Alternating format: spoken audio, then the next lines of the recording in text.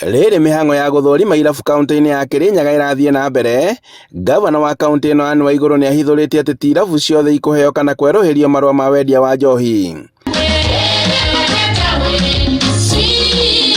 Akĩaria hĩndĩ ya kũhingũra thibitarĩ wa Mũcagara gĩcigo-inĩ kĩa ũmbunge gĩa Gĩcũgũ, Waigũrũ augĩte atĩ njohi ĩno nĩ ĩkoretwo ĩrĩ kĩremithia kĩnene mĩikarĩre-inĩ makĩria kũrĩ andũ ethĩ. Ongereirie atĩ namba ya irabu ĩkoretwo igũrũ kũringithania na mathukuru na thibitarĩ kaunti-inĩ ĩno, na koguo thirikari yake ĩna itemi rĩa gũcinyihia. Namba iria ikoretwo ivinge nĩ kwĩna process ya inspection ya kũbeo license.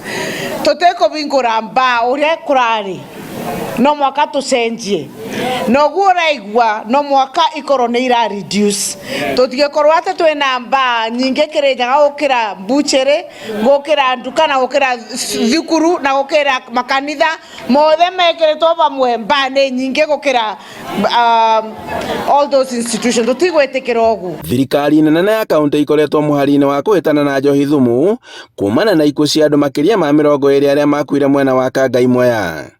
Hĩndĩ ĩyo augĩte atĩ thibitarĩ wa Mũcagara ũkorwo na ũteithio mũnene kũrĩ aikari a matũũra marĩa mamarigicĩirie na arĩa makoretwo makĩoha thabarĩ ndaya gwetha motungata ma ũrigiti. Dispensary ĩno nĩ ĩmwe ya dispensary health center 20 iria tũrakorwo twakĩte gũkũ Kirinyaga, na thibitarĩ icu kwĩna thibitarĩ twakĩte ya level 3 kũrĩa South Ngariama, kwĩna thibitarĩ ĩtagwo Matandara, kwĩna ĩmwe ĩtagwo ya Gĩthiga. Oho gavana nĩatugĩte andũ ethĩ na mĩbira na uniform cia mathako. Handũ-inĩ ha Inooro TV kuma Mũcagara Gĩcũgũ kaunti-inĩ ya Kirinyaga, njĩtagwo Boni wa Thuku.